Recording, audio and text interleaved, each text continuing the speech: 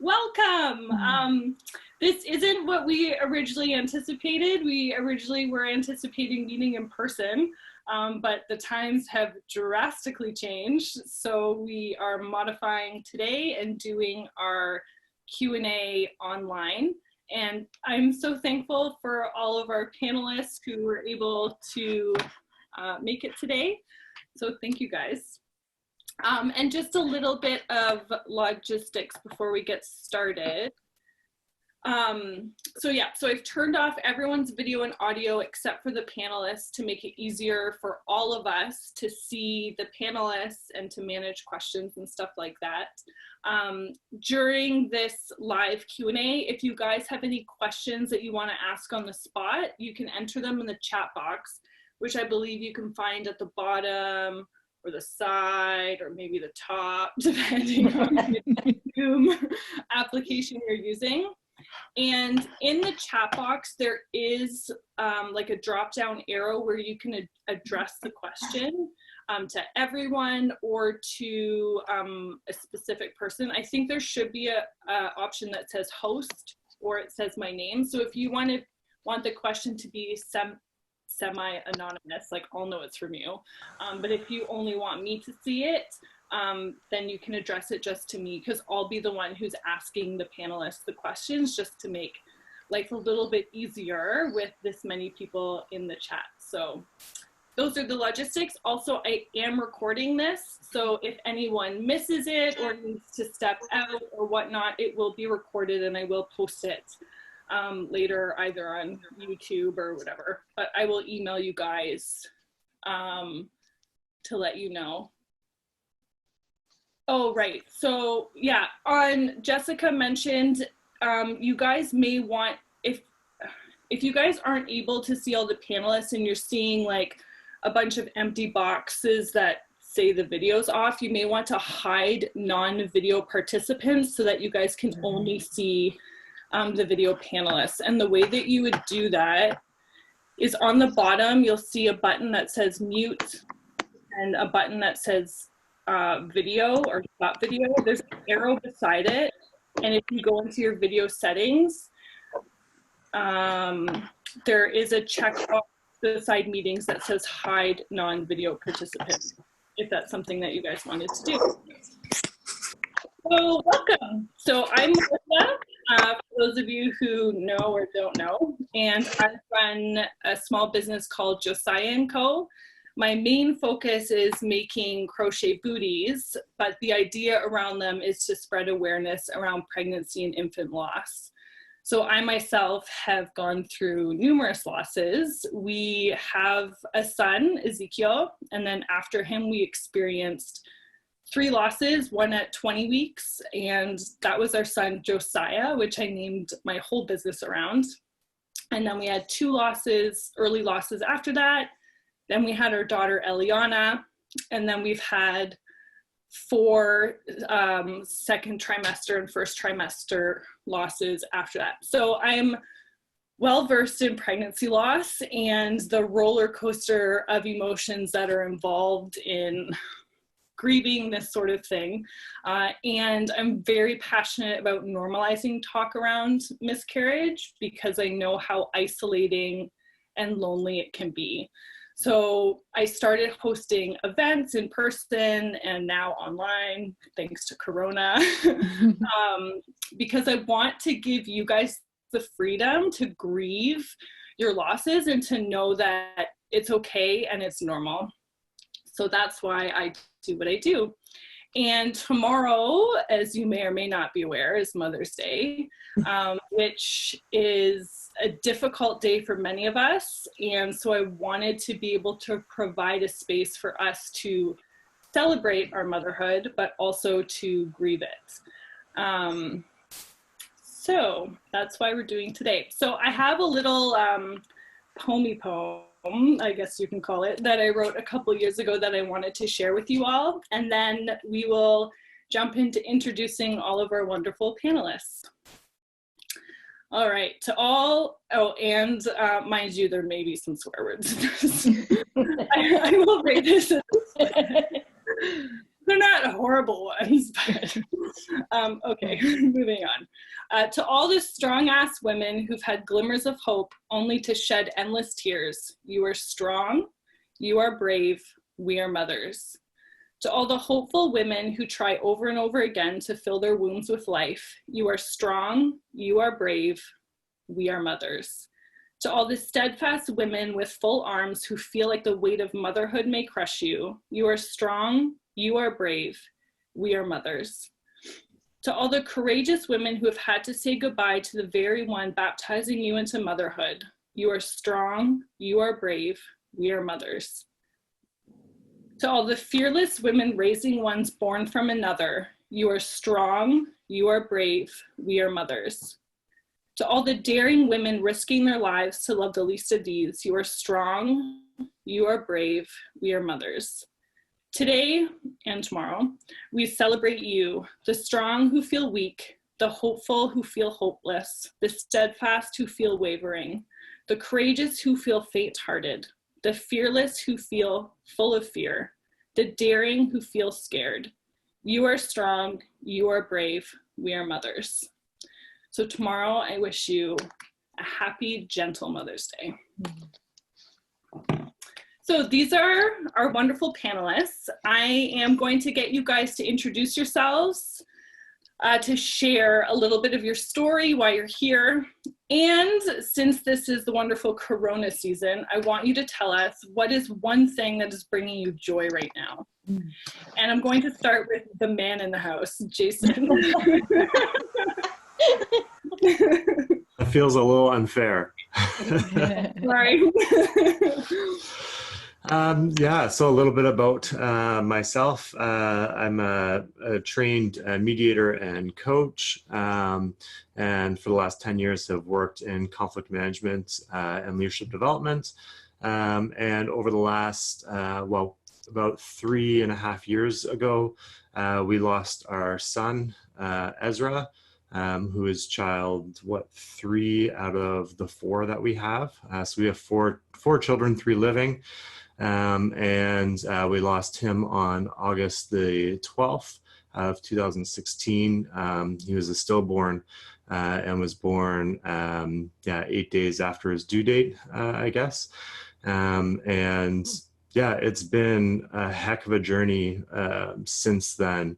And a couple of months later, I started up a blog called theycallmedad.ca, and have been kind of journaling my story through that place, and just writing things that I was experiencing. And it turns out, apparently, I wasn't the only one experiencing some of those things. And so out of that came this whole community that, recently we've started doing we've been calling it the Shit Club. Yeah, kind of newsletter. We're just talking about things that are brutal, things that are beautiful, and everything in between. And so, yeah, over the last 3.5 years, there's been a lot of highs and a lot of lows, and they're all written there for you. One thing that's bringing me joy through this season, one is definitely coffee. Yeah, it's just been nice to, it's been nice to spend a lot more time with the kids, and that's also been the worst part of it as well. And so, yeah, for me, it's been just, basking in the beautiful and basking in the brutal, all sometimes happening at the exact same time. Awesome. Thanks, Jason. I noticed you didn't say coffee and whiskey. It's still morning time. It's evening time somewhere. That's true. Have a call somewhere. All right, Sue, you're next. Okay, I'm Sue Balaz. I am first and foremost a mom and a wife, and that was always my wish in life, was to be a mother. I became pregnant at the age of 17, and And it was a very, I don't even know how to say this. It was a journey I would wish upon nobody, because I didn't have support to become a mother and keep a baby. So I made the choice to give my son up for adoption. And I apologize, 39 years later, it's still a very difficult thing to talk about. I have had the blessing of being reunited with my son 9 years ago. So he is part of our family. I have a 8.5-year-old grandson. That was my first experience with baby loss. So at the age of 18, I walked out of the hospital without a baby in my arms, who was living but went to be with another family. I'm so fortunate to know his outcome and what happened to him. And he was raised by a beautiful mother who I had the great blessing of meeting 2 years ago. And she has welcomed me into her home with open arms and into her family. And I thank God every day that my son Joel went to be part of her family, because he was raised by an amazing woman. If I couldn't have the privilege of doing it, he was raised by an amazing woman.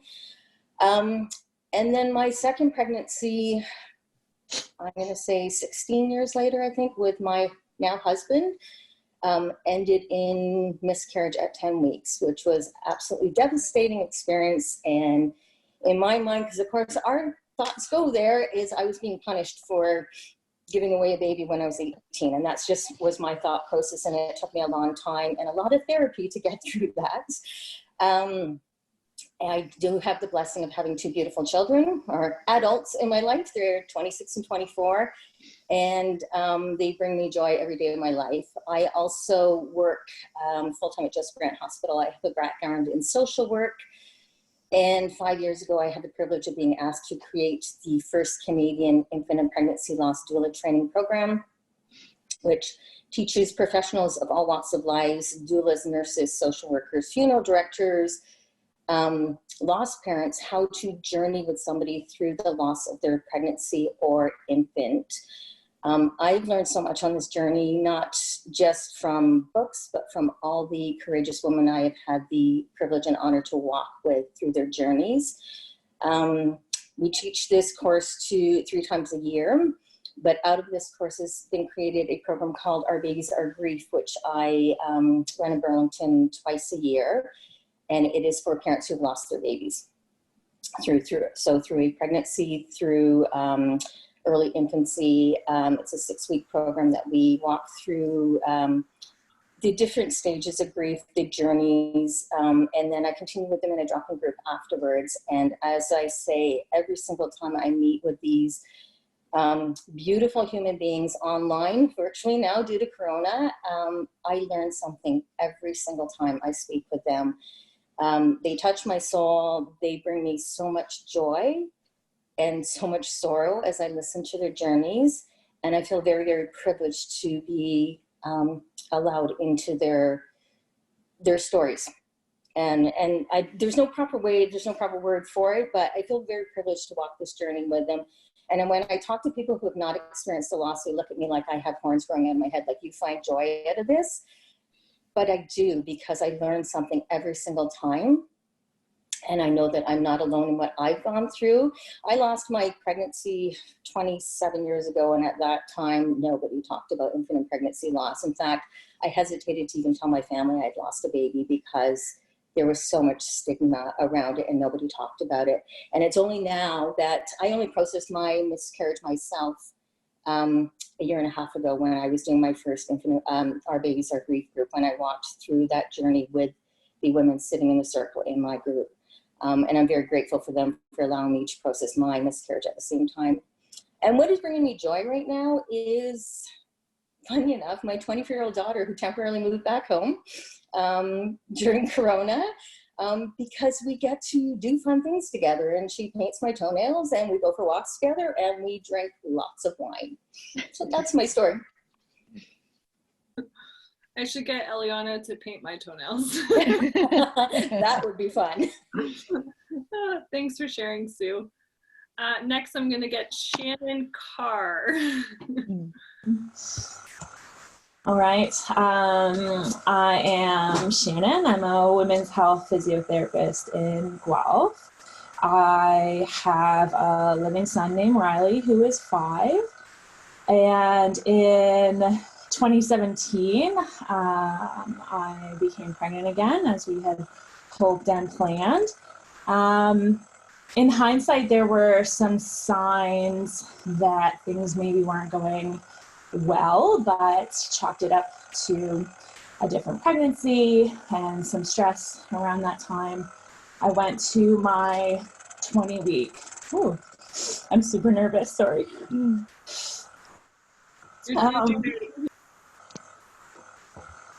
I went to my 20-week ultrasound, and it took a little longer than I remembered the previous one being. And they told me at the end that they weren't able to get all the measurements, so I was expecting a call from them. That was on a Friday, exactly at week 20. I got a call from my midwives on the Wednesday that there were some issues with my baby's brain, and they would be referring me to McMaster. A week later, I got a call from Mac, and on 22 weeks, we went to Mac and did several ultrasounds, and we were given a diagnosis for our son that was not compatible with life. He was living in utero, but there were a lot of complications anatomically with his brain. And we were told that it was unlikely that he would survive the remainder of my pregnancy. It was even less likely he would survive a delivery, and the chances of him living after delivery for longer than a week were next to nil. We decided to do a lot of testing just to confirm what was going on, because as you can imagine, up until that point, I had never considered that to be a possibility. I had maybe worried a little bit in my first trimester, but I hadn't known a lot of women who had lost babies. And if they had lost them early. And at that point, I had one living son. So I really took a healthy pregnancy for granted, if you will. So we were in a bit of a shock. That was on a Friday. We went back on the Monday for an amnio. We went back on a Tuesday for a fetal MRI. And unfortunately, because it did take so long to get through all of those appointments, we had to make a decision quite quickly. So I was very lucky. My team at McMaster, I know that perhaps people in this group, and I have talked to other lost parents who have had mixed experiences with the team there, but our team was really phenomenal and laid out all of the options from day one and said, you know, we'll support whatever decision that you make. You have options here. You just let us know. And my husband and I did decide to terminate the pregnancy. We did choose to induce. I can go through those details if anybody is interested, but I think let's just suffice to say it was long and arduous and terrible. I wouldn't wish it on my worst enemy, to be honest, but our son Benjamin was born on November 9th, 2017. And our life changed from then. We had to tell our 2.5-year-old that our baby wasn't coming home. It was, 8 weeks before Christmas in a new house. So we were, I don't know, I think I was just in shell shock for a really, really long time. I'm not convinced that I came up for air until after the following Christmas, if I'm honest. I did go back to work. I was an orthopedic physio at that time at the university, and within 2 weeks of going back to work, a position opened at our women's health clinic. And for whatever reason, 4 months post-loss, I decided to go into pelvic health physiotherapy. It's been a massively positive experience overall for me to be able to guide women through a variety of women's health issues. I identify strongly as a feminist. I have many concerns about the way women's health is approached. And although it was often very difficult for me to deal with women who were pregnant or postpartum and all of the stories that you would hear about people who had scares like mine, but they turned out to be fine, and baby turned out to be beautiful and fine in the end. Those were difficult stories to hear weekly, to be honest. It happens, those scares happen more often than you think, but that year, so in 2018, that summer, I was discussing with a doula that we're partnered with about how Guelph didn't have a lot of services at that time. My midwives did the best that they could, but I didn't feel as supported as I perhaps felt I should have been. It's my personal feeling that professionals should just have this, a folder, whether it's handouts or on a computer, that they just click and send or print off. And I was very surprised when my team did not have resources to guide us through our loss, and even less so, and Jason might discuss this later, but even less so for my husband than for me. So I am an information junkie, and I searched a lot of things out. I participated in a small group at Bereaved Families of Ontario that I found extremely helpful, because I get a lot of catharsis from speaking to groups like this and being a part of groups like this, and kind of finding my people where other people aren't going to become uncomfortable when you want to talk about your son who died. So we started doing a pregnancy and infant loss support series out of the clinic. Last year it was quarterly. That's how I met Shannon and Melissa, actually. And we had hopes to, we had more events planned this year. Right now they are on hold, of course, or moving online, or we'll see. And I am actually 20 weeks pregnant yesterday with my third child. So now I'm embarking on pregnancy after loss, which is a whole other slice of cake. So yeah, I can comment on that too when the time comes. But that's my journey. And what's bringing you joy right now, Shannon? I would also agree, coffee, my single cup. And I still have a stash of mini eggs as well that the kiddo hasn't found.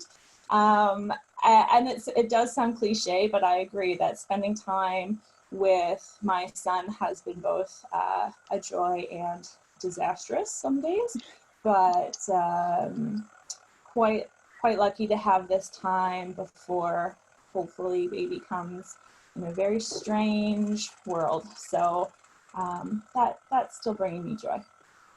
Thanks for sharing, Shannon. Thank you. I noticed that no one so far has cited the snow as for those outside of Ontario. It is currently snowing here. All right, Lohifa, I'm gonna get you to go next. Okay. Hi, everybody. Can you hear me okay?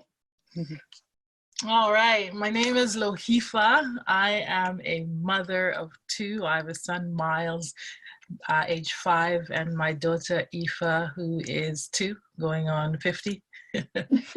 I had my first pregnancy loss between those two. So at about almost 14 weeks. Prior to that, I was familiar, not personally, but I wouldn't say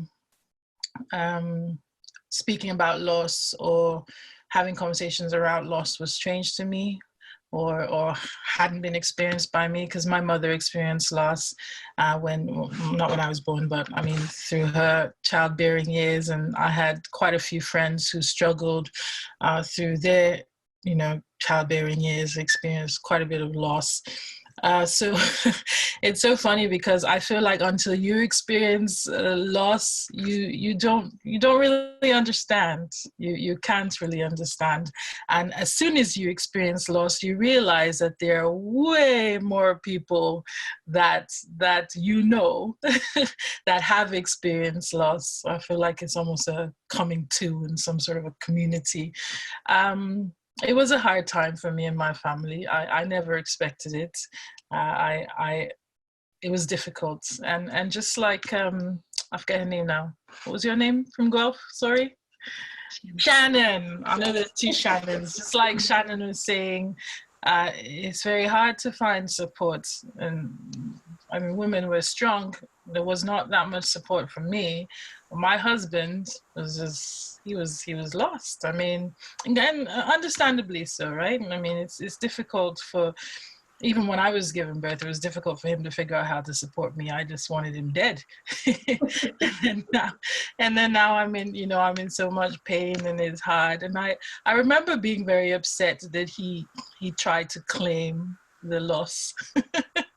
If that makes any sense to any moms. He says, oh yeah, we lost a pregnancy. No, you lost a child. I lost the pregnancy. I felt it. It came out of my body. And I don't think we should discount that experience.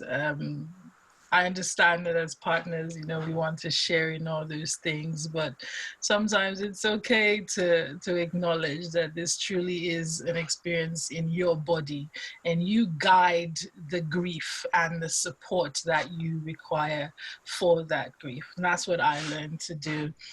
And pregnancy after loss, of course, my daughter came, and I remember after my miscarriage, I was so deliberate about getting pregnant. I don't know if anybody else felt this, but I thought, no, I'm doing this. What the hell? I can't hold a child. This is ridiculous. It is not happening. I am an African woman. I keep babies. Mm-hmm. So I put my husband on a schedule. And yeah, it was a very, very paranoid time, but I think it gave me strength. I think, you know, knowing that I was determined to get pregnant again and to have a child again, it maybe not so much strength, but purpose. I think it gave me purpose. And it's a tricky line because, you know, it could also cause a lot of mental issues. But I'm glad that my situation was favorable, and now I have my daughter, and I've come to become more empathetic with a lot of my friends and people I know who've experienced loss and who still feel shy, stigmatized, and unwilling to talk about it or share about it. I spoke about this on my Instagram yesterday, and I still, every time I talk about it, I get a lot of DMs saying, oh my God, you had a miscarriage? Really? I didn't know that. You're announcing that? It's not private? Really? No, it's not private. It's my information to share, right? And I think as women in this world, we already have too many hurdles, and Jason, I recognize you there. We do have our struggles. If there's anything that can bring us together as a community to support each other, good or bad, we should embrace it. And the fact that I realized that there were way more people that have experienced loss, any kind of loss, pregnancy loss, infant loss, child loss, than I'd ever imagined. As soon as I had my loss, it made me also realize that there are way more people not talking about it, way more people not wanting to deal with it, and way more people thinking that this should be something, an experience that should be suppressed. Yes, you had a loss. There have been so many of us. Deal with it. Move on. Case closed. It doesn't have to be that way. If we want to talk about it, share it, grow from it, learn from it, you know, build community from it, I'm all about that. So thank you, Melissa, for having me on here, and everybody else for willing to share and be a part of this movement to normalize pregnancy loss, infant loss, sharing and learning, loving and growing together. One of the things that makes me happy these days is being able to spend this much time with my family. The only time we really get to have this kind of time together is when we're on vacation. So it's been very strange but wonderful, because I'm glad that I'm really getting to enjoy them. It's going to be difficult to transition back to a work life. Sleeping in every day. I'm very thankful for my family. I'm thankful for health and my friends and opportunities like this to meet new people and share and connect together. Thanks, Lohipa. Thank you. Okay, let's pick Jessica Hill. You're next. Awesome. Thank you so much, Melissa. Thank you to all the panelists who are here today, just showing up and sharing your stories. I've already just felt so much emotion over this time that we've spent together, and a lot of comfort too. It's incredible to hear how everyone has processed their losses, as well as life and love and everything in between. So my story, first I'll introduce who I am and what I do. So my name is Jessica Hill, of course, and I run a business called The Activated Mama. And so I'm a prenatal and postnatal yoga instructor, a hypnobirthing childbirth educator, and most recently have stepped into the role of a motherhood empowerment coach. And I would say that most recent role that I've stepped into is very much inspired by the journey that I have moved through in terms of grieving and healing from my loss. And so our journey to start our family, my husband and I, began just over 5 years ago when we had been trying to conceive for about a year and things weren't working out. And so we decided to get the support of a fertility clinic. And so we were so blessed to conceive our son on our first round of IVF. And after, I think it was 12 or 13 weeks, it was a healthy pregnancy, a healthy baby. And so we were able to hand off into the care of midwives. That pregnancy was very normal, very textbook. That's when I was introduced to hypnobirthing, and it was just such a beautiful program to bring my husband and I closer, and really started to help me understand how mindset was going to come into play in the birthing experience as well as into motherhood. Because when I stepped into motherhood for the first time, it was in some ways everything that I dreamed of, but nothing like what I imagined it to be. So I learned a lot during that first year of motherhood, and then we knew we wanted to conceive again quite quickly. We had babies in the freezer, and so we started that process again, that we wanted to do an embryo transfer.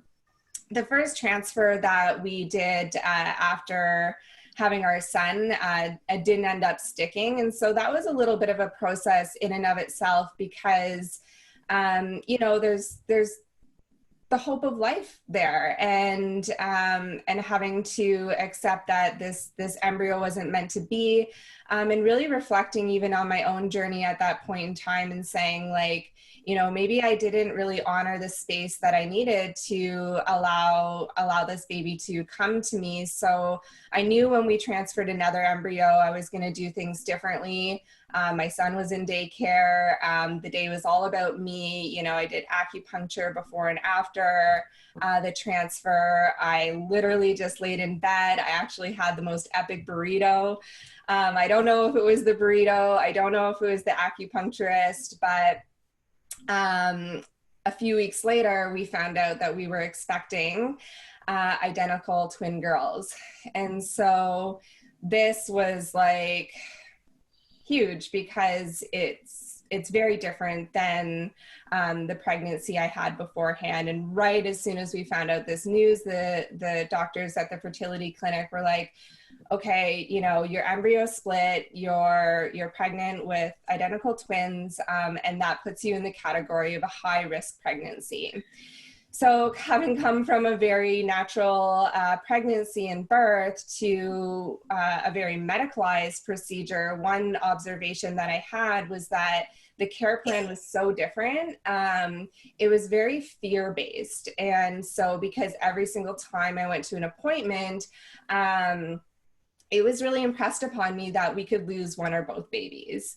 And so we were constantly mitigating risks and talking about the what ifs. And therefore I had to be really sovereign within myself, and go into those appointments with a strong mindset and consciously choose to move through and then release the fear. and make a choice to love them anyways. And that is a choice that we get to make, because there is so much fear when, you know, you're navigating pregnancy after loss or a pregnancy where you're at risk of loss. I had to make a choice that I was going to fall in love with these beautiful girls, no matter what our outcomes were. And I'm so glad that I did that, given how our story unfolds from here. So everything seemed to pan out. At 24 weeks, though, they did notice that baby B had some fluid in her chest. So we went to Mount Sinai, we were monitored, but both girls were growing alongside one another. Everything seemed to be okay. We moved past the risk of twin-to-twin transfusion syndrome, and they observed this fluid, but they didn't feel like it was life-threatening. They said, like, you know, people do accumulate fluid in their bodies, and so our hope was that our daughter would be, that this daughter would be born, and when she takes her first breath, maybe her lungs will expand and flush the fluid out into the tissues of her body. Like, that was best case scenario. And worst case scenario was just that she was going to need a little bit of extra time and support in the NICU after the birth. So, you know, as the pregnancy progressed and we hit all those milestones of passing 28 weeks, which was a big one for us, and the girls were growing and everything, we were starting to feel a sense of confidence that these girls were coming to us and that they would be healthy and strong. So then when it came time for the birth, the whole process began when my membranes released, and early prematurely at 33 weeks and 5 days. But again, it was fine. The girls would be okay if they came, given their weights and everything. So I had a really positive birth experience. Even though it was a little bit different, I had to give birth in the OR, but they were still delivered vaginally, and our daughter Jade was born first. She was the twin who had the fluid in her chest, and as soon as she was born, she cried. And so it was amazing to hear her cry, and my husband was beside me, and the midwife actually from the first pregnancy was present too. And they were like, she cried, she's gonna be okay. And so it was a huge sense of relief. So she got whisked off into the next room, and then I delivered our second daughter, Everly, breech vaginally actually, because her twin had paved the way for her to be safely born that way. So it was in the moments following that, like, I knew mother's instinct, something's wrong, because we were in the OR and there's a room next to us, and there was all sorts of frantic movement every time the door opened, and I just started to feel the energy. I find I'm very sensitive to energy, and so I was like, how are my babies? What's going on with my babies? And I just kept asking and asking and asking. And my midwife and my husband were like, oh, that was so good. And they're on the birth high. And I'm over here saying something's up. So the team wouldn't tell me though, because they were like, we are your team for giving birth, and they are your team for caring for your babies. And so no information was given to me at that point in time. It wasn't until I was in recovery that they were able to share the news that Everly was doing well, and she was over in the NICU being cared for, and I could be with her soon, but that Jade was not doing well, and they didn't know what was going on with her at all. Like, they knew about this fluid, but things just really escalated as soon as she was separated from my body. And it became very obvious quite quickly that she wasn't going to survive. She was alive, but she was on life support. And so, but they weren't going to give up easily. Again, I had a really positive experience with my team at McMaster, and I wasn't going to give up easily either. You know, I felt like if there was one thing that she needed, it was my hope and my love. So I went to rest, and then went to her to be with her and my husband. And you know, I won't go too much further into the details, but she lived for 9 hours, and we were really faced with the choice of taking her off life support, which was an absolutely horrible choice to have to make. Like, nobody wants to make that decision, and I resonated with that part of your story, Shannon, of wanting to do that due diligence. to make sure this really is the path you have to take. And so I was like, I was devastated. I'm like, I can't decide when to take her off life support. And so she decided for us. Her vital signs started to weaken, and I was so grateful for that, to her for that. So we knew that she was going to be leaving us soon. And then what they did is they took her off the machines, and they gave my husband and I time to have skin to skin with her, and really solidify that bond that we shared before she passed away. So that was really incredible that we were able to hold her while she was living. And then of course that sort of led me into a period of darkness in my postpartum time, where, you know, I'm holding two opposing emotions, so much joy for our daughter who's living and exceeding her developmental milestones, and then so much grief for our loss. And I had to move through that time and process everything that was coming up for me, but also make a choice in terms of the direction I would move in my life, because I was a yoga teacher who served mothers. And so I knew if I returned to my mat and returned to this position of teaching, that I was going to literally put myself in the line of my triggers. And could I handle that? But I made that decision to return to teaching yoga and to just show up and share my story and my truth. And like many of us have said here, it ended up being the most empowering thing I ever could have done, because I learned that by sharing my story and showing up in vulnerability, I was giving others permission to do the same. And so loss is now actually a subject that we talk about in my prenatal yoga classes, and we hold space for it no matter if you have or haven't experienced it, because I know in my class, like absolutely there are women other than myself who are experiencing pregnancy after loss. So that's our story, and it's just been such an incredible journey of taking the pain that I experienced and turning it into a strong sense of purpose. And so when I look for the reasons behind this and try to understand why Jade's soul moved through me and then left me so quickly, I can find purpose in it, and I have used it to transform my entire life. I now really do live a life of service. And so that's why I developed this new position of a motherhood empowerment coach. And I run 2 online programs, the Divine Mother Empowerment Series, which is all about releasing stress and anxiety in motherhood, and then a prenatal empowerment series as well. So it's been incredible to connect with women along my journeys. And when I think about joy at this time, it's my students. So it would be easy to say my kids, but you know, that's kind of like here and there because they're kind of driving me a little bit crazy right now.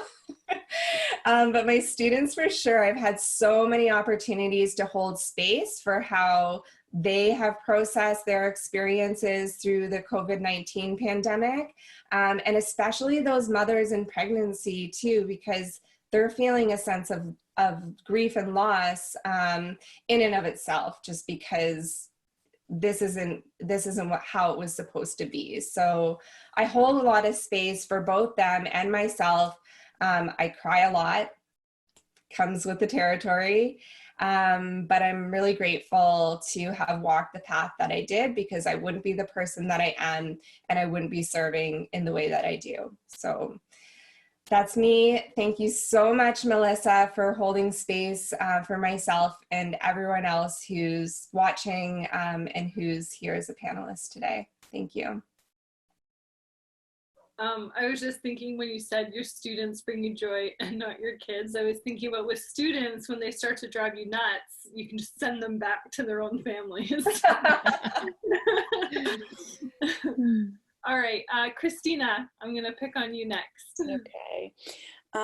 First of all, I'm very nervous because full disclosure, my journey is kind of just beginning. My loss was fairly recent. I have a 4-year-old and a 2-year-old, and in November, my story is very similar to Shannon's in that I went for my 20-week anatomy scan, and everything took a lot longer than the other two scans that I had had with my other children, and I instantly got nervous. But I figured, who knows? You never know what could happen. So eventually they came back in and they said there were some issues with the baby, and that I would see my doctor. So my doctor was in the same building. So I went to see my doctor, and he kind of came in and talked to us about the ultrasound. And I can't even tell you what he told me. I have no memory of him talking to me. I have a memory of him kind of writing down things on a Post-it note, and which I found odd. So I kind of looked at my husband and I said, like, you have to listen, because I have no idea what's going on right now. I was in complete shock. I mean, we went to that appointment. It was our third child, and we thought, we've got this. We know exactly what's going to happen. We're just going to find out if it's a boy or a girl, and everything seemed normal. I don't remember leaving that appointment. I just remember feeling like I was in a bubble. So it was a lot. We went home, and my husband is a teacher, and he went back to work. Like, it was a morning appointment, and I remember just sitting in my house, not really knowing what happened. And I actually still have the Post-it, because it was only a few months ago, and I found it. It's just this, I don't even know if you guys could see it. All it says is monoventricular heart and cleft palate. So I remember having to Google everything and just be really, really nervous. I called the doctor because I needed to know, what he said to me. I couldn't remember. And he was really great. He talked a lot about sick kids. And when he mentioned sick kids, I thought, okay, so there's hope, that this could be still a viable pregnancy. But a lot of phrases were thrown around, not viable, incompatible with life. Phrases that still haunt me. This was at the end of November, so I was 20 weeks. And we got an appointment for McMaster, and had another ultrasound, and more devastating news, and they started to talk about termination. And I was in a lot of denial about that. I insisted for more ultrasounds and another doctor's opinion. I was probably a nightmare for them. But it turned out that we had to go the route of termination, and it was really difficult. It was a really difficult decision, and it was also difficult to have to talk to my 4-year-old about that. That morning that I went to the appointment for the ultrasound, I mean, it's funny now. That morning, if you look at my Google history, I Googled what to do when your 3-year-old starts using the F word, because that's what was happening in my day. And at the end of the day, my Google history was, incompatible with life, monoventricular heart. Like, it's crazy. So I'm still navigating all of this. It's very, very recent for me. Our son would have been born March 25th. So that's not long ago. Yeah, I mean, I don't even really know where to go from here, which is why I am here. And I'm so, so grateful that I've met Melissa, because, like Melissa, you've injected such humor and kindness in all of this. And Shannon, I mean, your story is so, so similar to mine. And I have a million questions even for you, and how you navigated all of this. So everybody on this panel, I'm in such awe of your vulnerability and your willingness to talk about all of this, because again, it's something I'm still just at the beginning of this journey, and it's hard, and it's inspiring that everybody here is so open and willing to talk about it, because I mean, this is all very new for me. So that's that. My joy right now is LCBO delivery. What? And yeah, lots of coffee. So thank you, Christina. All right, Shannon G. Hey. All right, everyone can hear me okay? Yeah. So thank you. I'm gonna, I was just looking at time, right? Like time goes by so fast with like the beauty of all of these stories. I'm gonna try to keep mine short so we can move on to these questions and start to hear more from our women today who have joined us. But anyways, yeah, my name is Shannon. I live in Waterloo, and my experience with loss is that in the course of growing our family, we lost 9 pregnancies. So I had my very first pregnancy was miscarriage. Then I had our first son. Then I lost 5 pregnancies back to back to back. I had our second son. I lost 3 more pregnancies consecutively. And then the year I turned 40, I had our third son. So he is now going to be 2 in June. So along that journey, I think I can quite candidly say I lost my mind, especially the 5 consecutive pregnancy losses that we had took me to a place, you know, in terms of my mental health and relationships in my life and purpose and meaning for my life that I hadn't been before. I could safely say it was the darkest of times that I've ever had. In amongst this, maybe I should have mentioned too, my career is that I'm a marriage and family therapist. So before I had ever started to, you know, have a baby, I have been practicing full time with KW Counseling Services and sort of happily working along there.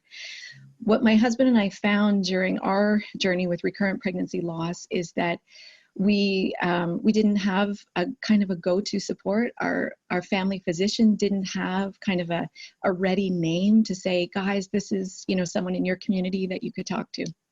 So anyways, we worked with a wonderful woman in Burlington who helped me a great deal. A lot of it was trauma, and it was processing post-traumatic stress and symptoms that I was developing along the way. I had something called EMDR done, which I found to be extremely helpful in terms of processing the trauma that we experienced. And she planted this idea that when our story was done, that I should take this, get back to KW and start a practice. So in 2016, after 10 years of working for KW Counseling, I started my own very small, very special practice here in Waterloo region. Call it Life After Miscarriage and Pregnancy Loss. And what I do is I exclusively work with families in our community in home. So I offer home visits after loss. And then I also have like a small community space that I rent as well. And the focus is on helping families through the journey of miscarriage, pregnancy loss in all forms it takes, including termination, stillbirth, and infant loss. And now I also do quite a bit of work with infertility. So supporting couples who are trying and not successful in starting families. And yeah, this work, I would say, I have to, Barb was her name. When she said, like, this work brings me joy, there was a part of me that I thought, yes, I agree. It is simultaneously walking with families in like the darkest of times. But, you know, in that journey, there is so much honesty, and there is so much resilience that is you know, forged in the family. And for a marriage and family therapist, I think in terms of attachments and bonds and things like that. And boy, what I get to see flourish in terms of the families that I can support. It's awesome. It's really awesome work. So yeah. And currently I would say in terms of my journey with grieving and loss, it's still there. I appreciate that it's always going to be part of our, I like to call it kind of our family story now. But it's also a great relief to me that my head is above the water now. I don't have as many dark days. They do come for sure. But you know, life gets with time and bond and what I have running around my house right now, thumping above me, you know, life is beautiful as well. What's bringing me joy right now? Chocolate, okay, in any form. Nuts, please, hazelnuts, you know, almonds. I'll even take a raisin in there, like if I'm desperate right now, that works for me too. And the other thing too is just that, so I have almost 5 years between my sons. So we range in this home from having like a tween, like an 11-year-old, right down to a 2-year-old. And then my son is 6 in the middle. And it's just awesome every day. It's also disgusting and gross because boys find a way. But what I get to see happening in the backyard, what I get to listen to at the lunch table, it's incredible. It's just the best thing ever. So yeah.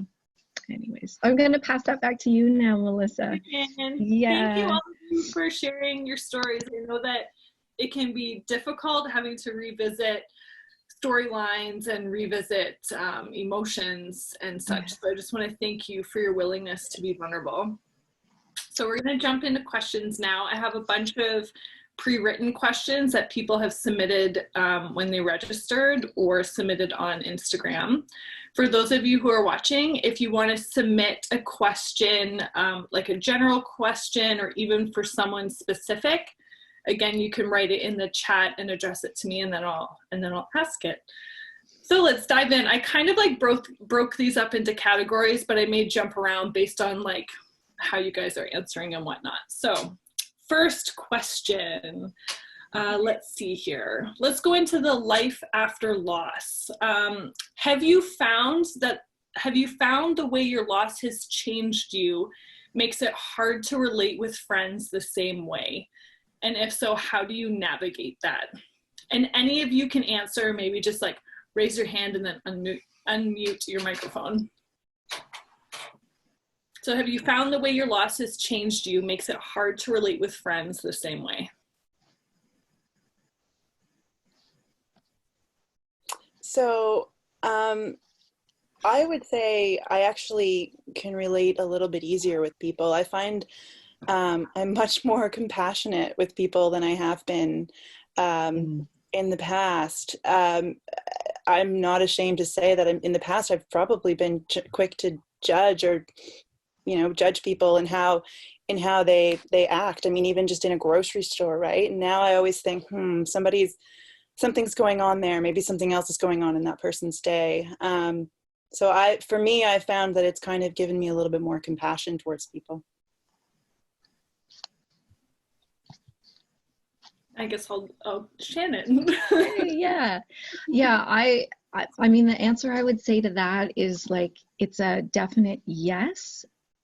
And that there's change that will happen with that too, potentially, right? Like, I think when we experience pregnancy loss, it's just like, I don't know what to call it exactly, whether it's like priorities or values, or it just becomes crystal clear. And I think for moms of our generation, we're also kind of like, we've never had as much messaging in terms of like, oh, like this is the stroller to buy and this is the thing to get. And so we also, you know, sometimes when we hear our peers talking about, I don't know, whatever, like being frustrated about a gadget not working or something like that, we kind of think like, I can't relate to that, right? Because through death, you're really called to examine like what is just the most, you know, basic and important, you know, values that we hold. And I would say for myself, like I can remember years of just like gritting my, you know, kind of clenching my teeth sometimes with certain friends, but that changes too with time. You know, this is just such like a time of grieving is just such a time, just for the mother to be honoring like how she's feeling and appreciating her grieving process. And it's almost like we can kind of like distance a little bit if we need to, but just not cut off completely, right? Like just to have an open heart to those around us who aren't in that season of grief and pain that we are. And then my other suggestion would be find sad friends. Yeah, oh my gosh, there is nothing like connecting with other parents, other women who are in that same season that you are in terms of grieving and loss. And that's maybe one of the silver linings or blessings about loss is that, well, one community might feel harder to connect with, there's going to be a new community that you can tap right into, and you know your story will be heard and honored and listened to, and yeah. So thanks, Shannon. Mm-hmm. Okay, I'll let you go, Lohifa, and then I'll go after you. And then we'll go to the next question. Oh, okay, all right. So I was gonna say, it's hard because initially for me, I was very angry, and because of my anger, I didn't want to see anyone, speak to anyone. I especially didn't want to see pregnant people. Mm-hmm. But you have to let yourself work through that pain. And I think there's a certain threshold that you probably have to reach personally. And then the experience itself, just loss, humbles you. And in humility, I think you're more receptive. And it's that receptivity that allows you to back to what you were saying, Shannon, open up more to people and with people. And more importantly, I don't think we should be alone for too long after we've experienced loss. I think we should push ourselves to find like-minded people, like people who've had similar experiences to connect with, to share our stories, because that goes a long way to help in the healing process. That's one thing I want to leave people with. Don't spend too much time alone, because that can be very, very devastating. Like, reaching out is very important. That's one of the things that helped me. I find that one of the things that kind of relates to this question a little bit is, so in regards to the first part talking about how loss has changed you, I know for me, and probably for many of you, I experienced a lot of secondary losses as well after my pregnancy losses. And a huge one for me was a loss of faith community, because my faith expressions have changed quite a bit over the last 5 years. And so a lot of my really close friends are no longer my close friends anymore, because I just can't relate to the way that we express our faith differently, which is totally fine. But it also at the same time has opened up opportunities for me to build really deep friendships with people that I never would have considered being friends with before. And it's honestly been one of the hugest blessings in my life to be able to connect with people who have gone through the same sort of pain that I've gone through, or who have questioned the same sort of faith expressions or whatnot that I've questioned. Yeah, Shannon Carr, were you going to say something?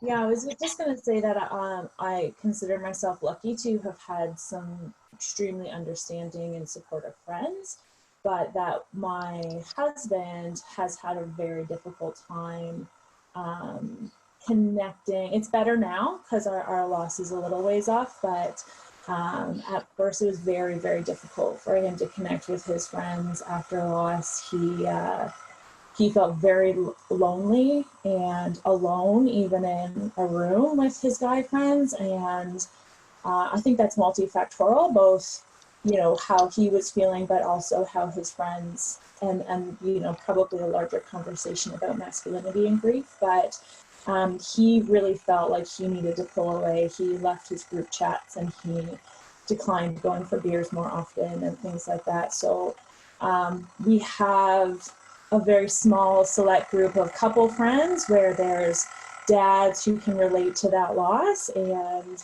have created a sense of safety where we don't have to go and talk about it, but if we drop, you know, the names of our children who have passed, they're not, there's no discomfort there.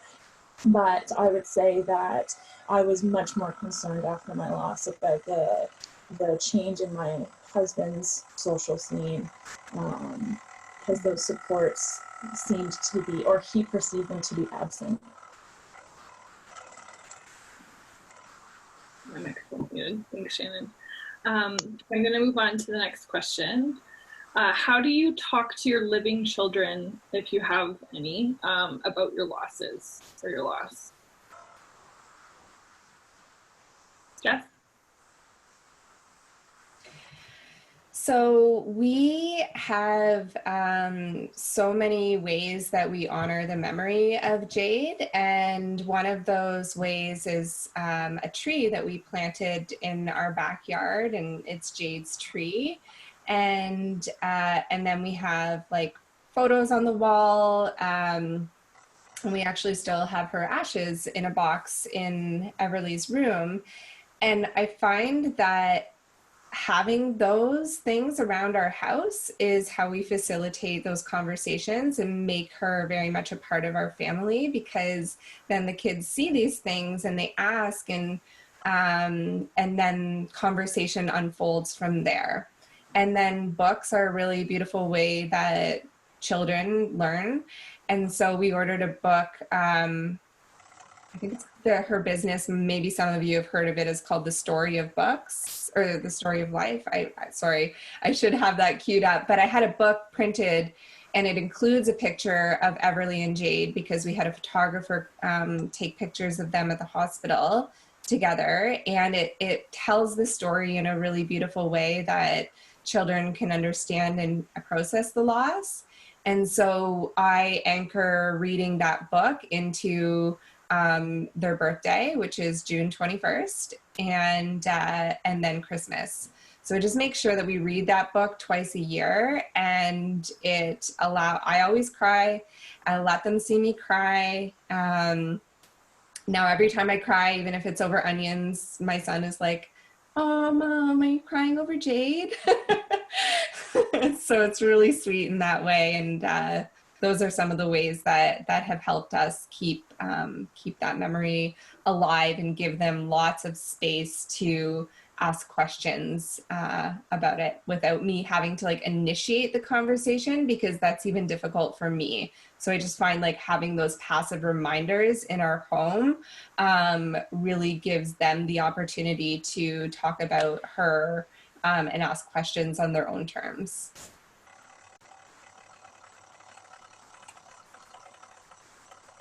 Go, Jason. I realize when I point, you guys can't tell who I'm pointing to. Yeah, similarly, we have a few different traditions and things along those lines that we do at certain holidays or certain times of year, which is one of the ways that we talk to our children about it. But yeah, I think one of the lessons that I got specifically was just the importance of being vulnerable with your kids and letting them see you cry, letting them see that you're upset about it as well. I remember a few years ago, I think it was a few months after we lost Ezra, our oldest son, Carson, he was probably about 6 at the time. We're sitting there eating supper, and he said probably the most devastating words that I ever heard him say. He said, "Oh, Dad's not very sad about Ezra at all because he doesn't cry or talk about him too much." And I realized at that time that me trying to be, strong for my family and not, be that support person for them and try to be the person that was there, comforting them, wasn't actually being a support to them. And what they needed to see was that I was being heavily impacted by this. And so from that day forward, especially with my son and then my daughter as well, just talking through, what's on your heart today, what's going on for you. And I found that question to be incredibly helpful of just what's on your heart today, how's it going? What are some of the things that you're feeling today? And so that's really helped to facilitate that conversation and to just create that safe place where, if you have a question about your brother or death or homework or whatever the heck it is, a safe place for them to be able to come and ask some of those questions.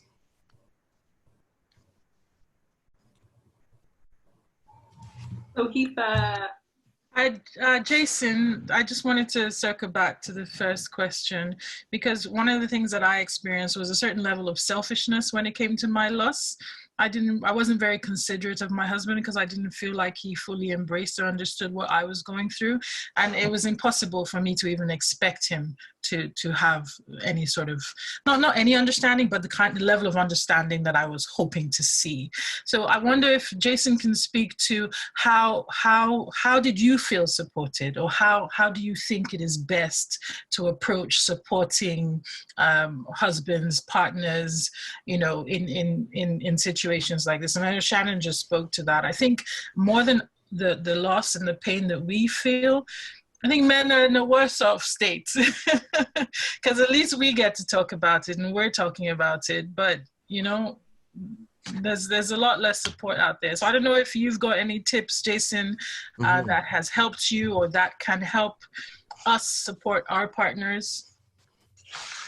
Yeah, I quickly became the PR person for anyone coming to the door. Right. That became, on a first name basis with the flower delivery guy and, people dropping off meals and all of that kind of stuff. And the first question that everyone would ask was, how's your wife and how's the kids?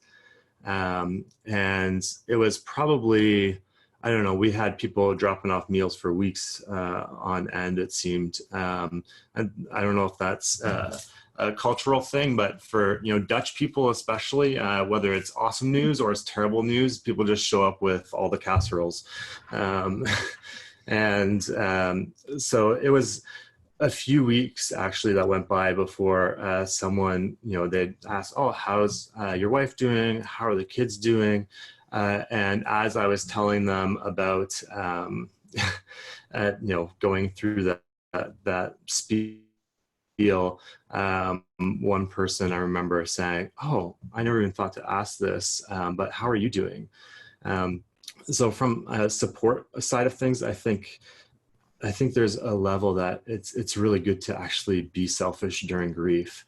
And what I mean by that is you got to take care of your own shit. You need to, and if your needs aren't getting met, then you need to find a way for those needs to get met. And that doesn't come at the expense of your partner or your family or anything along those lines. But if you're going to be the best support person for your family, then you also need to make sure that you're taking care of your own shit as well. Sorry, there's something about the snow that makes me swear a lot more in May. But yeah, I think it's finding those support systems. And I know for some, just to speak to the friend question for a very, very quick second, there was so many relationships in my life that changed after we lost Ezra. Some for the better, some for the worse. And the ones that changed for the better, they were willing to just sit there. And it took a lot for myself to step out of my comfort zone and to really, just share what was going on for me. And it took a lot of courage, I think, for the people that were sitting on the other side not to get up and run.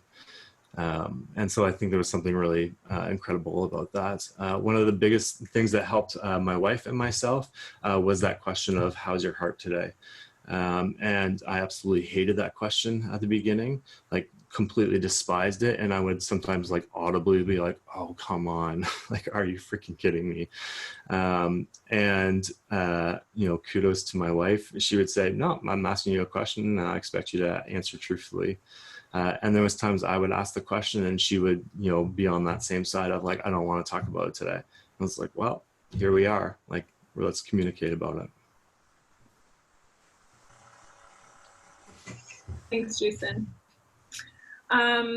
What would you guys say to someone who feels like they really need to talk about things in order to heal, but their partner doesn't want people to know? Sue? Oh, yeah. Unmute yourself. Hold on. Wait.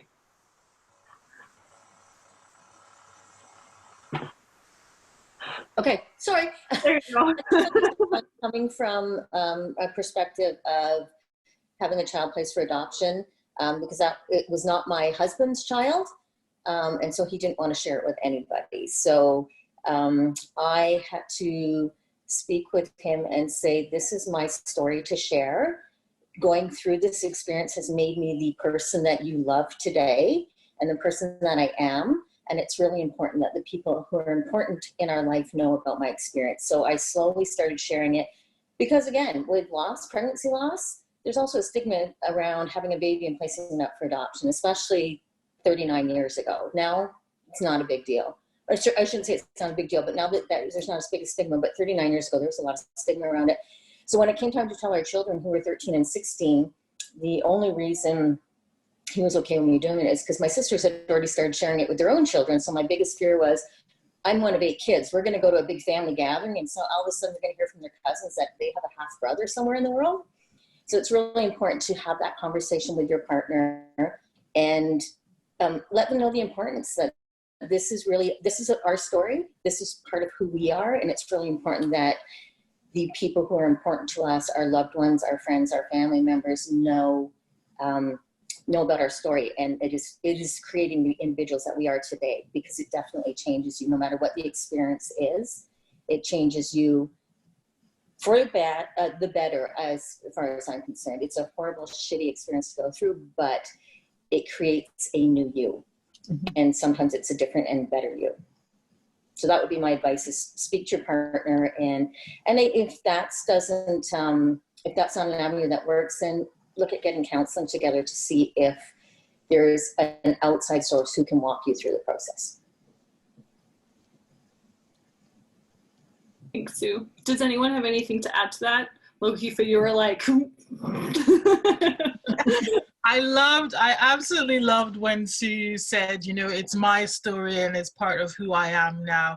And I think the most important part of that question is, talking to someone else helps me heal. You shouldn't get in the way of that. I'll get rid of you first before I put my healing aside. You know what I mean? And I think partners should be understanding of it. I understand the thoughts around privacy, and I can completely understand your husband, feeling like you wouldn't want to share because it wasn't his child. I get that. But then coming out of yourself and your ideas of what you think is right for you, and putting yourself in your partner's shoes, trying to figure out what it is that they need to heal, to carry this grief with positivity and also with pride, because I feel like this grief has made most of us better people. And the reason why we're all here today is because we want to make other people better people. We want to help them use this experience to nurture themselves into positivity. The last person that should get in the way of that is your so-called partner. Oh, hell no.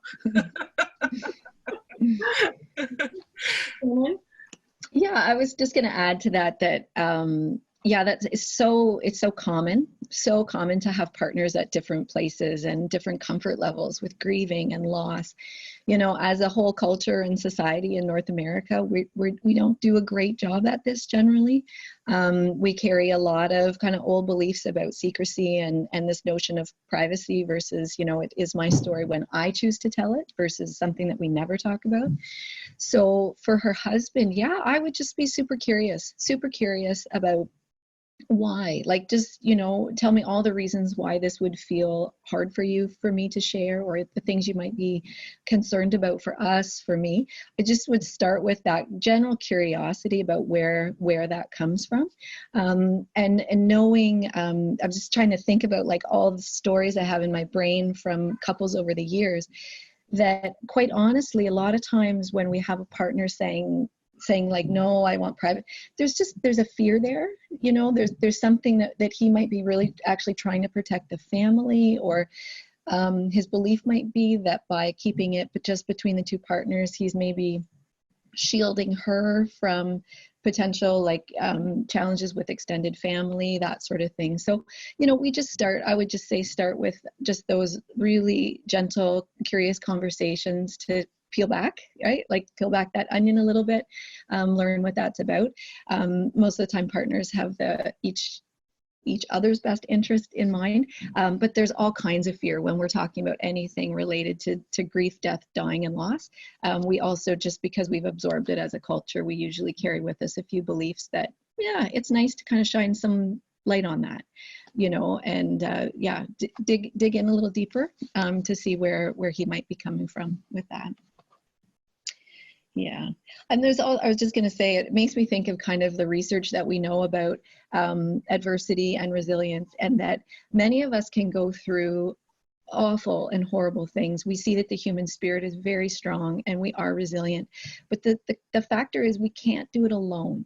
You know, like we can go through great darkness and we can survive it, and we can come out on the other end with a deeper meaning. But we, as humans, we're never ever meant to do that alone. We do that in the context of relationships, yeah, partner relationship, family, friends. But we should never be doing that alone.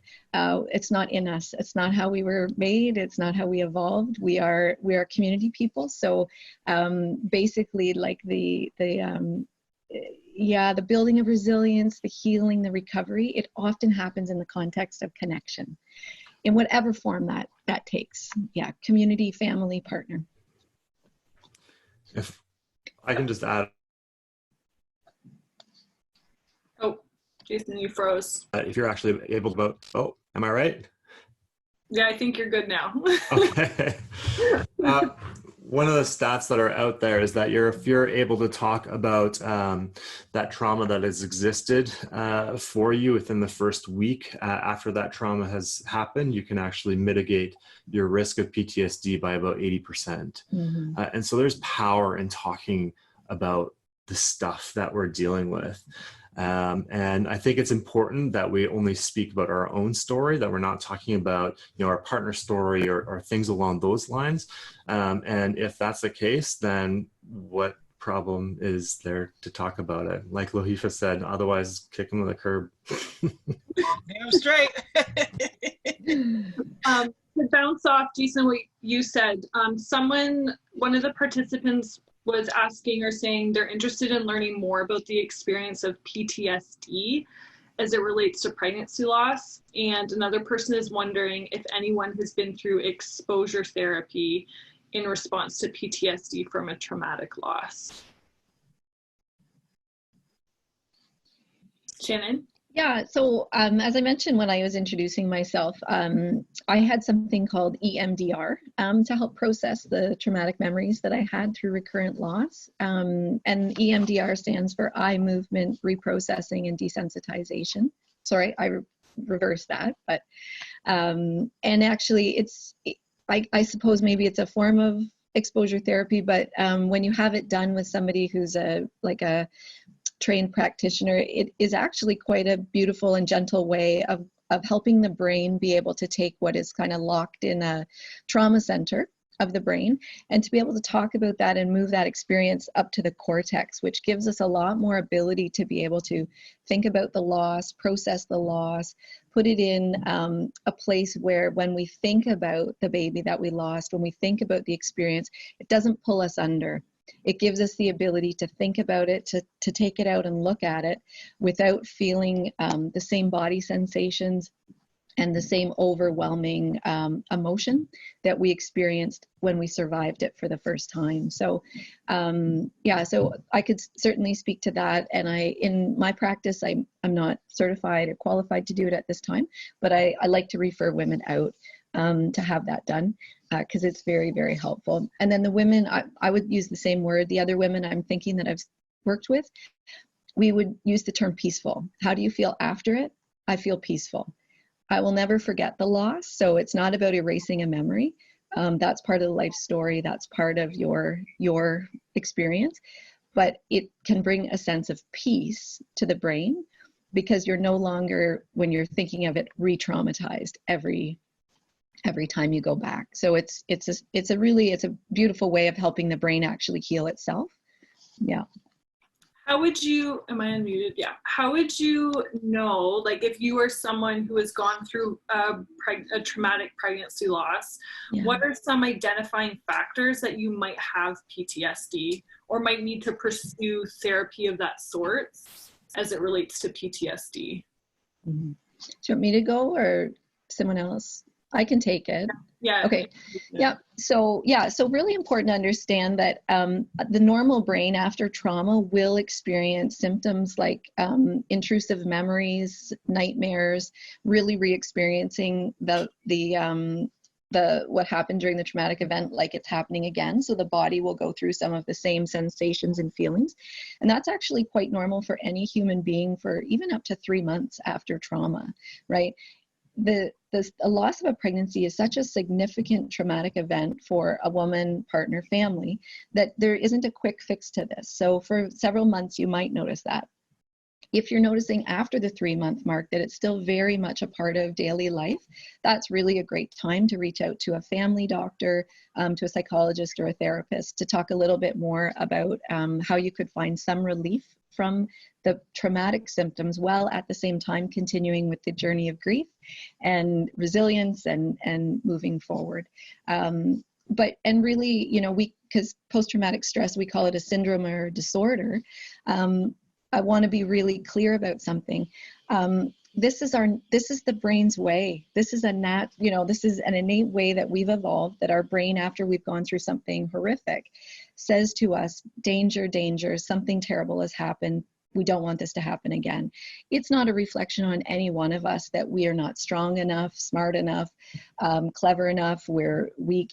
This is simply the way that a brain responds to trauma, right? By sending out messages saying, beware, beware, beware.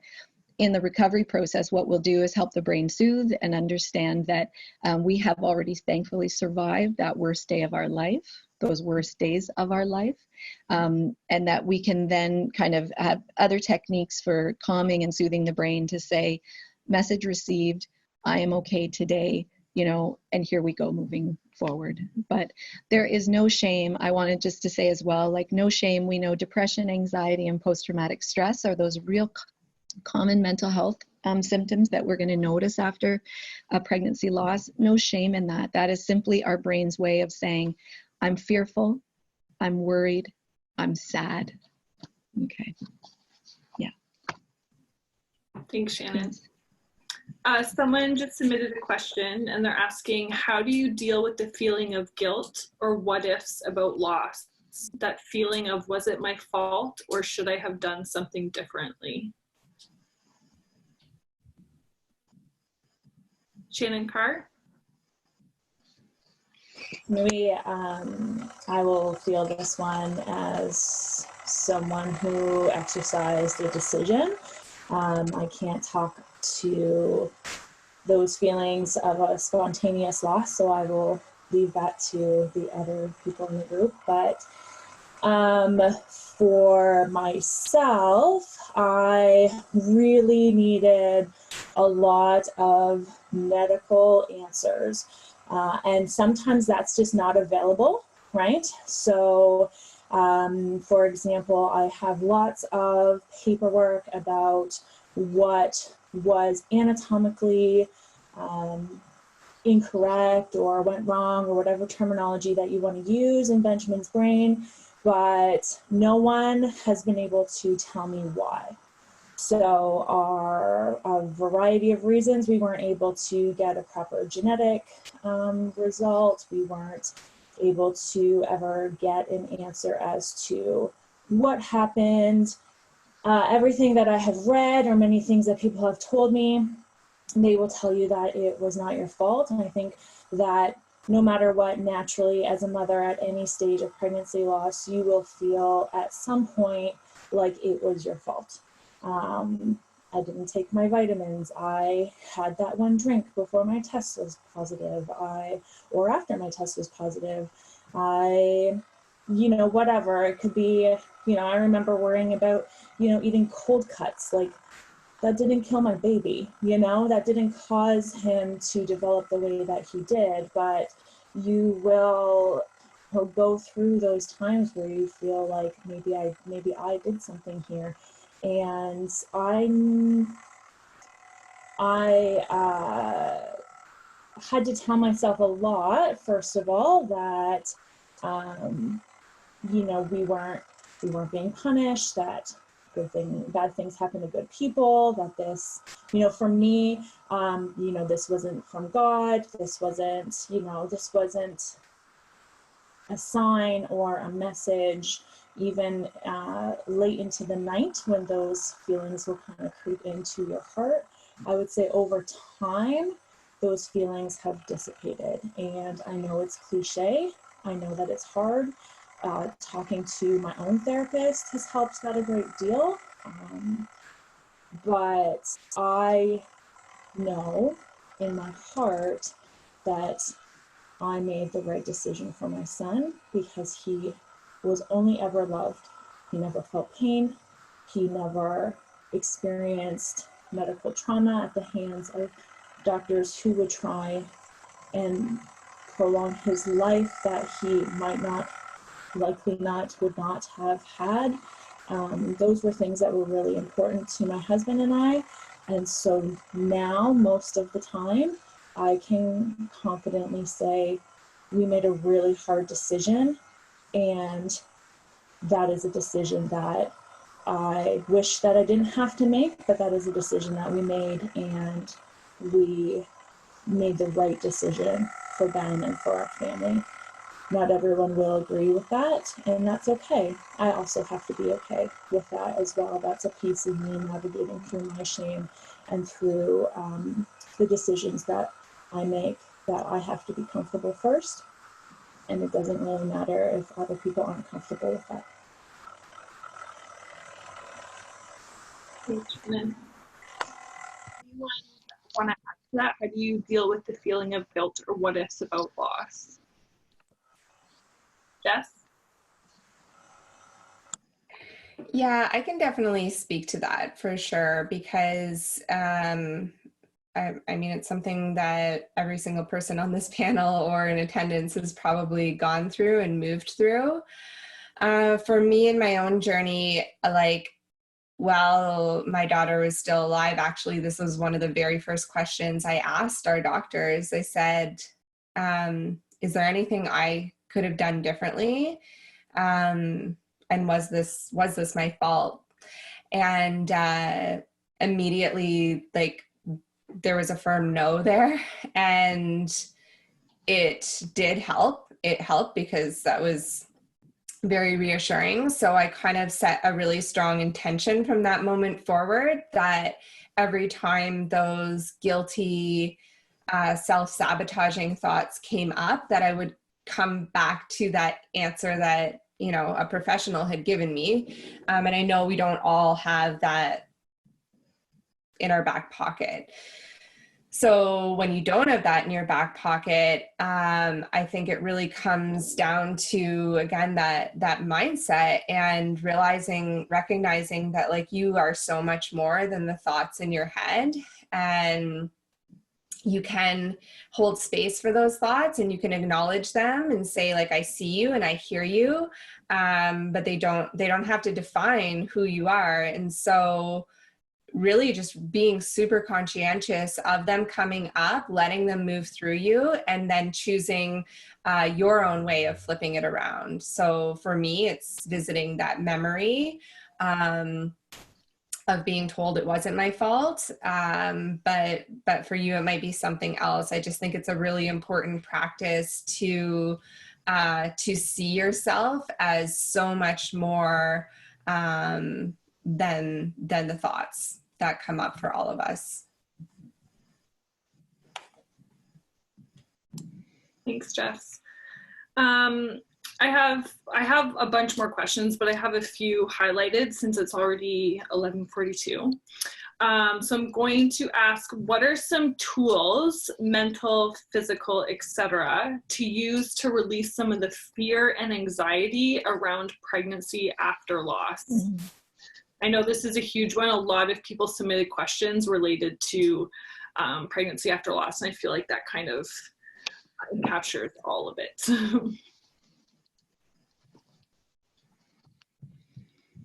Why don't you take this one, Melissa? Me? Oh gosh. I'll let Jess go first and then I'll bounce off her answer.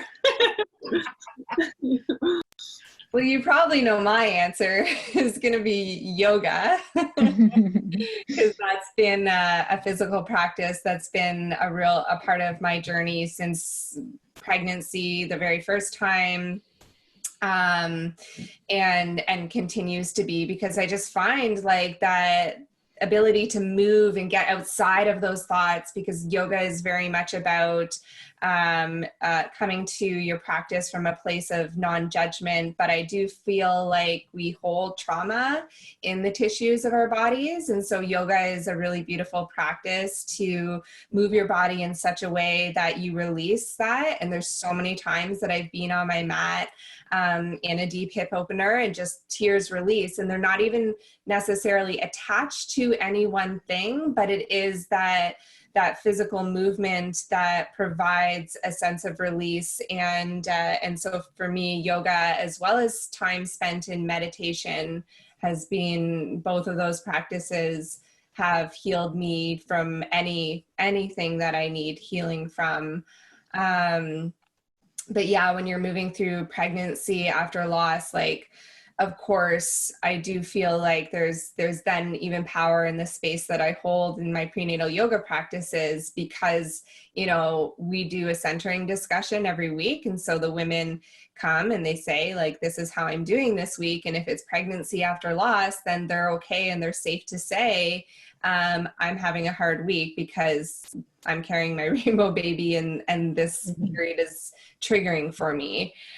So they're safe to say that in that environment and then move into the physical practice. And I mean, there's so many teachers who are teaching prenatal yoga, and everyone has their own different approach to leading the practice. But for certain, you know, it doesn't have to be like me that someone works with, but I would really highly recommend, even if you've never practiced yoga before, like, to bring yoga into your pregnancy and find somebody that you connect with to be that space holder for you, and definitely speak it out loud, because when we hold it in, that's a whole other ball game. Yeah. Thanks, Jess. I'm unmuted, right? Yeah, for me, I mean, I've been pregnant after loss numerous times and I'm still like in the thick of it. Some of the things that have been huge for me are practicing a lot of self-care. So in the last like year and a half, I started seeing a naturopath. I get massages regularly. I visit a chiropractor, and I know that that isn't something that everyone has access to, unfortunately, but it's something that I've prioritized for myself because I carry a lot of my grief. As Jess was saying, like, it's like my body is tense, and it's awful and it's painful, and so I needed things that help me to release that tension. I also made sure that I tried to do things simply just for myself. So like spending time reading, relaxing, and being gentle with myself in that way. And then one of the things that I mentally just had to repeat to myself all the time was, right now I'm still pregnant, and right now I know that my baby is still alive. And that was a really difficult one for me. Especially in the last 4 pregnancies, because all of my losses have been miscarriages. So at some points, like, I didn't know if my baby's heart was still beating or not, but I had to constantly try and remind myself, like, right now I'm pregnant. And yeah, I feel like pregnancy after loss is it's a whole new bag of potatoes, and I feel like we could have like an entire, like a whole session just on that alone. So Shannon Carr, like you currently are pregnant right now after loss, and I was wondering if you just wanted to briefly touch on that, and then I'm going to go to one last question. Yeah, so it took us a long time to get pregnant this time. And so I did some of the similar things that Melissa has talked about. I saw my own naturopath, I saw an acupuncturist, things that were outside of my usual comfort zone, but I thought like, oh, well, you know, why not give it a try? And then when I did become pregnant, I felt immediate hope and joy followed immediately by deep fear. What if it happens again? What if I miscarry? Because we have said like, this is it, you know, like this is, if we lose this one, that like I need our journey to be done, whether it ends with a baby or not. So I was really worried. I was hypervigilant, which was something that happened after we lost Ben. I was hypervigilant of my older son, and that had faded, and then that came back pretty heavily. I was that person worried every time that I went to the bathroom that I was going to see blood. I've never had a spontaneous loss yet. Suddenly I felt like this was what was going to happen to us. I also believe in radical self-care, so I will still take a hot bath. I will still read a book that's not about grief. I will light a candle. I initially switched to decaf, and then that makes me hate coffee, so I still allowed myself to have one caffeinated beverage. You know, I tried to not be as hardcore as maybe I could have been, and as like a part of me was being pulled to be, in terms of, you know, minimizing whatever exposures that you were afraid of. I took great relief when I finally saw my baby on an ultrasound screen. I had convinced myself going to, and we are being followed at MAC again, so we did have to return to the scene of the crime for my dating ultrasound, which is, you know, I saw my therapist a week before, and I bawled my face off the night before, and it was actually simultaneously right when coronavirus stuff was happening. So I think that this global trauma has mitigated some of my personal trauma, to be honest, because the world is in such a place. But you know, I have allowed myself to experience those things. I think, like everyone has kind of said, you have to just see that it's here, and work through that piece. And my partner has been really great at talking me off the ledge when, you know, like I've mentioned, those few minutes before bedtime when the whole world is dark. That's usually when I have a bit of a panic.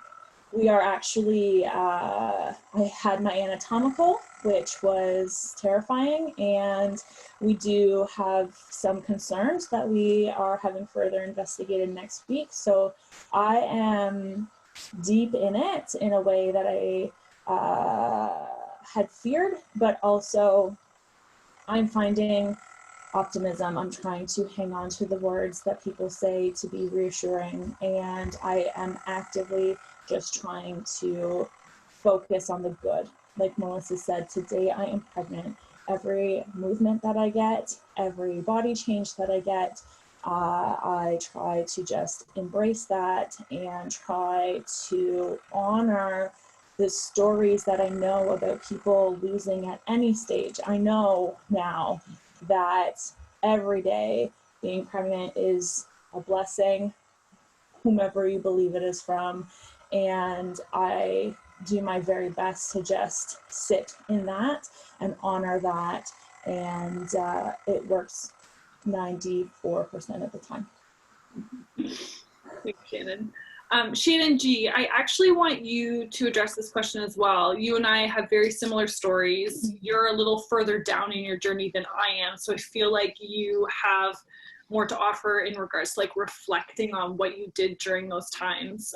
You've gone through recurrent loss multiple times, and each pregnancy I know is like, it's a whole new thing, and a whole new set of stressors.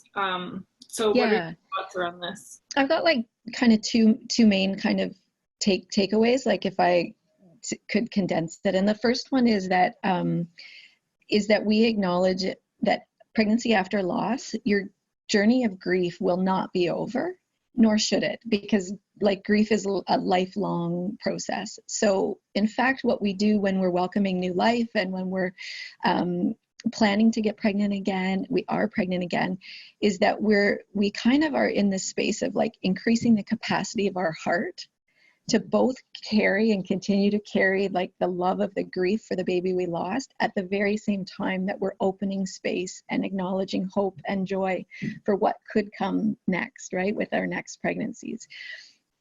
And this way of kind of holding two opposing thoughts, right, like grief and love, right, are just opposites of the same coin. And with time and practice, we can get to a place where we find peace holding both. I can both be in deep pain for the baby I lost, and I can start also experiencing hope and joy for the baby that I'm carrying or planning to carry soon. So it takes time. It's kind of like a thought process that we would work on again and again. 1 minute you might be more in grief, another minute you might be more in hope. That's going to come as it comes. Those emotions can flow through us as well, right? The second thought is about attachment. And that's that early on when my husband and I were losing pregnancies, Jeff would say to me, we'd get our positive pregnancy test, and Jeff would say to me almost instantaneously, okay, Shan, don't get too attached. And that comment was like a dagger, because what do we do as mothers?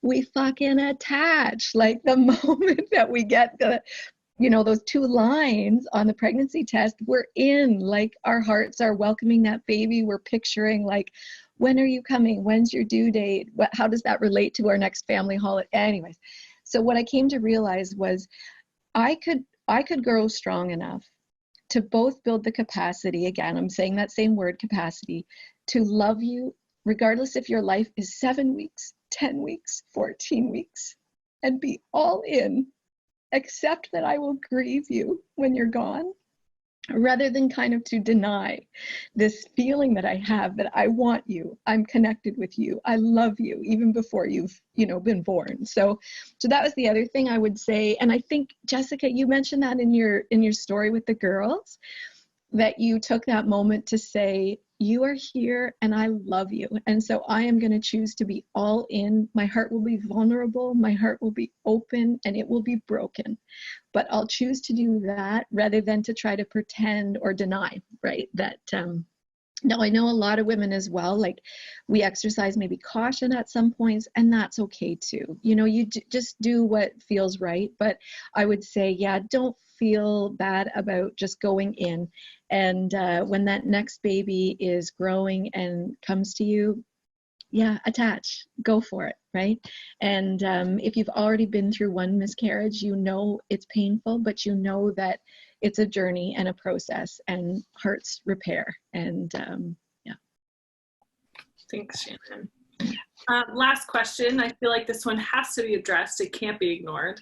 And then we'll wrap up. What do you think is the biggest change for grieving parents during COVID, and how do we overcome it?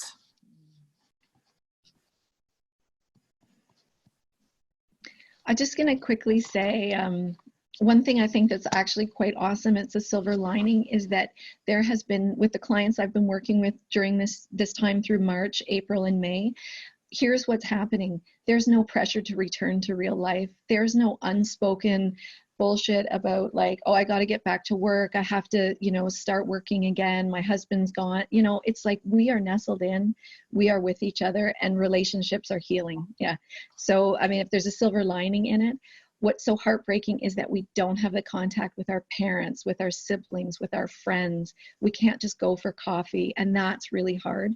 But for many couples, it's nice that they've been able to cocoon during this time and not feel the pressure to return to daily busy life. That grieving takes time. It's a slow process, and we've been given a bit of that right now through this time, but also very hard. Sue? I would say it's the secondary grief is what I'm hearing in the groups I'm running, is some of the women in our Babies Are Grief group, our drop-in group that we do, we're currently going through IVF treatment prior to COVID starting. So that journey has now been put on hold. So what I'm hearing is it's a secondary grief. So they're not only grieving the loss of their first babies, they're now grieving the loss of not being able to conceive their next babies. And my only advice, all I say to them in these groups is I'm holding space and being optimistic that the next time we talk, you are starting to go through your journey again, and giving hope that it's going to be sooner rather than later, although I have no control over that.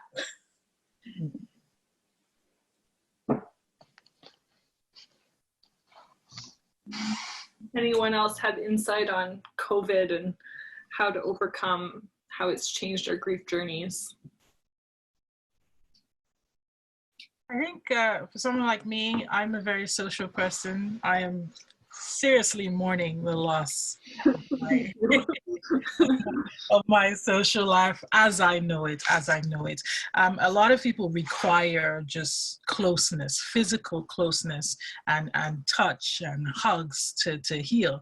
And those don't necessarily have to come from people that live within your household. Actually, some people prefer that it comes from people outside of their household in addition to people within their house. So my advice would be to use the tools that are available to you. I hate Zoom so much. Sorry excuse for a hug, but it's what we have right now. It's what we have, and better that than completely disconnecting yourself from opportunities to heal and grieve. So I say, don't let COVID win. This is going to come to an end at some point. But in the meantime, whatever avenues that you have to reach out for support, to connect with people who can support you, take advantage of it to the best of your ability. Jason? Yeah, I'm with Lahifa on that. That I'm also a social person, and I have never been much one to talk on the phone for very long, and especially with other guy friends and things like that. And now I'm like calling up these, well, not random dudes, but I'm just calling up these guys and talking on the phone with them for, sometimes an hour and a half, 2 hours, sitting on the back porch, having a beer or whatnot, right? And so, yeah, it's a sort of excuse for a hug, and it really sucks. And we're in this. And so, I mean, some people have talked about radical self-care, and I think now is also the time for that. This morning, my wife was asking me, what is it that you need today? Because I've had the kids for the last 7 days in a row while she's been at work with schooling and all this kind of stuff. And I said, I don't have a freaking clue right now. And she said, well, go take, half an hour, pour yourself a cup of coffee and go and figure out what is, the next best thing that you need for today. And we'll make sure that that happens. So taking that radical self-care, that if you need to go for a run, then you go for a run. If you need to, have that social connection, then pick up that phone and give someone a call. Thanks, Jason. I was going to try and make a joke about margaritas, but I couldn't think how to frame the joke. Something along the lines of, if you need a friend to leave a margarita on their porch, do that. Thank you, Christina.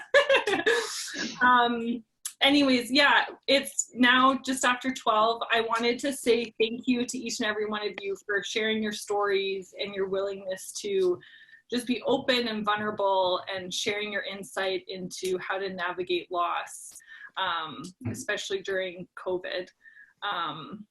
And I wanted to say, any of the participants, if you wanted to connect specifically with one of the panelists, feel free to email me and I can connect you guys if you had further questions or just needed support or to connect.